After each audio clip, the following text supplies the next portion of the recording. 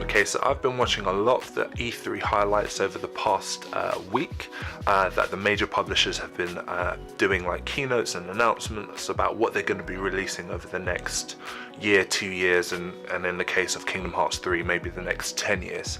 But I was so excited by what was announced this year that I just thought I needed to come out and put something down on wax, just basically share with you guys what my top 10 announcements of E3 2017. First major announcement of E3 2017 was the Xbox One X. It's the only kind of like major release of a console at the E3 this year, but it's something that we've really been anticipating as a gaming community. So it's coming out with 6 teraflops of kind of like GPU compute performance, which is apparently meant to give us a true 4K experience for this generation of gaming.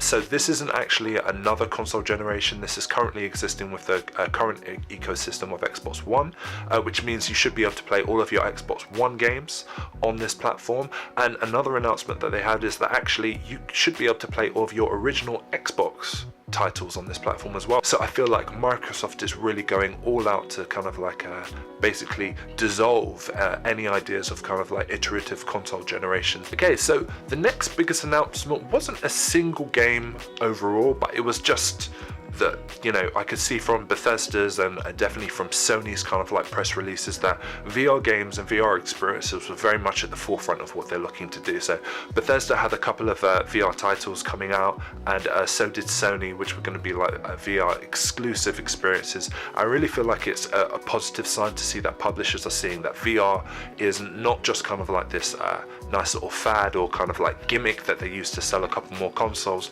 but they're really investing in this idea of kind of like a VR specific experience for gamers. So it'll be really good to see how that develops. Don't count VR out in terms of a gaming experience, and we'll just see what happens over the next couple of years. Star Wars Battlefront 2, that I was just geeked. Battlefront 2 looks amazing. I think not only from the kind of like visual fidelity and the kind of like the way that the battles are played out and everything like that, I feel like they've really responded to the community's cries and moans and wails and decided to fix a lot of the issues that people had with the original Battlefront. So the first one of those is actually a fully fledged single player campaign. This storyline bridges between the Return of the Jedi and the Force Awakens, so it's like a 30-year period where you actually get to flesh out the story of those 30 years. So it is canon, which means it's actual legitimate story for the Star Wars universe. So it's going to be really interesting to see how this kind of like plays out, whether this is going to be a good thing for the game, whether it's going to get a lot of flack for being possibly the only place where you can actually witness and play out that kind of storyline. Another thing that they fixed in this game is actually aerial battles or space battles. Before, in the original Battlefront, it was actually DLC. Another thing that they've introduced into this game is a class system, which allows you to go into deeper levels of customization with your characters. I think with the previous game, they're really focused on lowering the barrier to entry. I think they're definitely making the right decision now to create clear class systems where you can really develop and really shape your characters to your liking. So that's all I've got for Star Wars Battlefront. I think definitely go and see the keynote and the trailers. It just looks awesome, and I was completely geeking out. So for me personally, the first video game I ever played was actually Sonic. And I think what I'm liking about Sonic Forces, they're building on the kind of like successful model of Sonic Generations, and I really think that they're finding their feet again with the Sonic franchise. You're thrown into the ring where you actually get to create your own character and customize them in different ways so that you can like attack the level in different ways.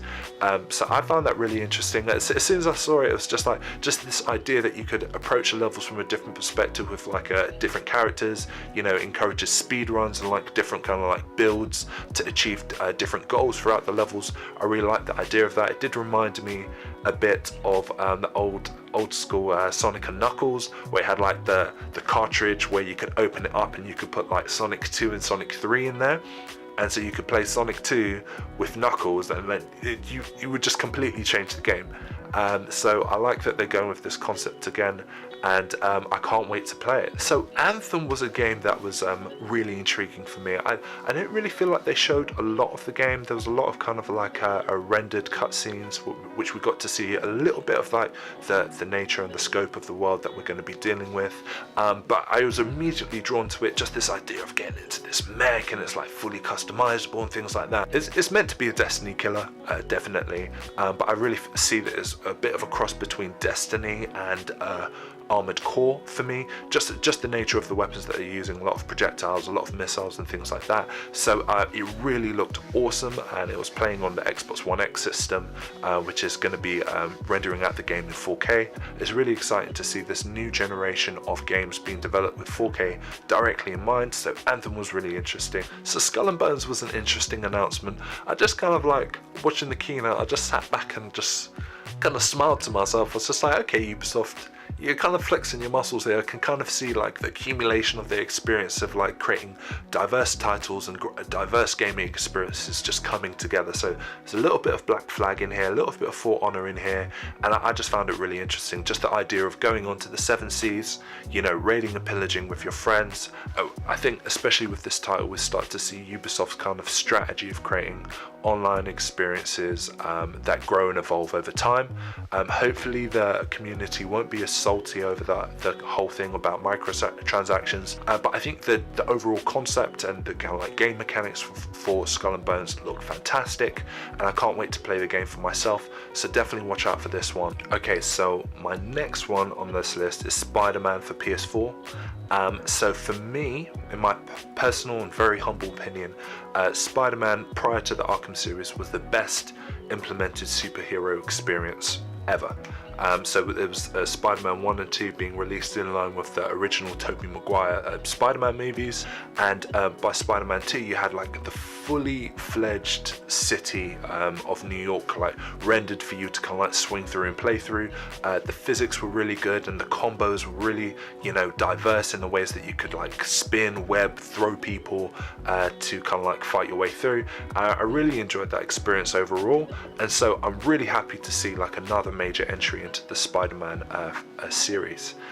So yeah, this looks really exciting. The graphics just look fantastic. So some really epic cutscenes where you're kind of like taping down pieces of this scaffolding and this crane like as it's falling to the ground, and it's just like really dynamic, really high paced. I feel like they've taken quite a few cues here from like the Arkham series, just in terms of the kind of like stealth mechanics and the gameplay there. So Spider-Man looks like an awesome game, and I can't wait for it to come out. So my next big announcement for E3 was actually an EA title, and it's called No Way Out.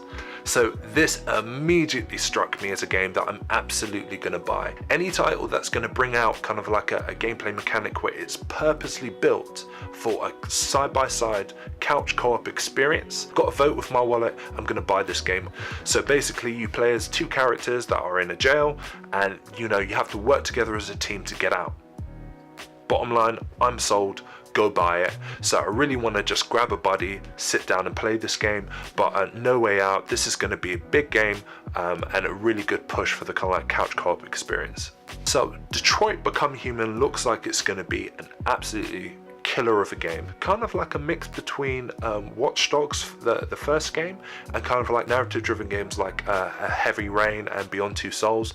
The major thing for me about this game is just this idea that you have many characters that you play with, and you have like choices that have real consequences on the overall kind of like storyline and plot line of the game, and just this idea and this push that even if you die and even if you fail, this is kind of like part of the narrative that you're shaping within the game and within the world that you're in. So you get to control a number of the characters, which in this game are actually androids that are oppressed and kind of like enslaved by the human race, that are looking to liberate themselves. Really great idea, really great concept. The script and the amounts of forks of possibilities they had to invest into this game must be mind-numbing. gaming. Ever since kind of like a Heavy Rain, Beyond Two Souls, and even going even further back to games like Fahrenheit, I've really been interested in these kind of like strong narratively driven experiences. But I think on top of that, I think the kind of like game mechanics in terms of the third person shooting and like cover to cover gameplay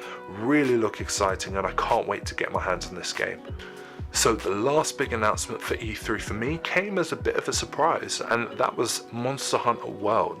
So for me, I was a really big Monster Hunter gamer when it came out on PSP. I had Monster Hunter Freedom Unite, which was absolutely fantastic. I buried about 1,000 hours into that game. I even went down to like the Capcom kind of like garage down in London that they opened up for a couple of weeks to promote the game. They're actually kind of like breaking in some ways with the traditional model of like Monster Hunter. It's kind of like a free and open world. It's not kind of like instant dungeons with like kind of like sections cut off that you have to kind of like traverse through. I think it's going to be like a complete and utter open world experience, which I think is going to be really good for the franchise. I think it will make it a lot more accessible, especially here in the West. It's definitely something that I'm going to play. I'm really intrigued to see some of the kind of like stealth mechanics, a lot of the kind of like you know, more platform mechanics with this rope that you can kind of like throw and like pull and zip wire up.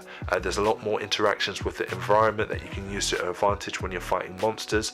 But of course, on top of that, they've definitely incorporated a strong co-op mechanic, so you're going to be able to go online and play with a lot of your other friends. I think releasing this title on the kind of the main core platforms of like a PS4, Xbox, and eventually on PC at some point in the future, I think is a really big move for the Monster Hunter franchise. So really looking forward to this game. I'm a die-hard fan and I can't wait to play it. I think this E3 has just been jam-packed with so many titles. I couldn't speak about all of them, but these top 10 announcements were the ones that are really meaningful to me and like my history of like my gaming experiences with Sony, Sega, and Xbox.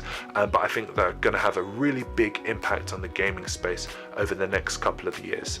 So if you like this video, please hit that like button. If you want to discuss my top 10 announcements for E3, please hit that up in the comments below. If you want to see more content like this in the future, please hit that subscribe button, and I'll see you guys in the next video.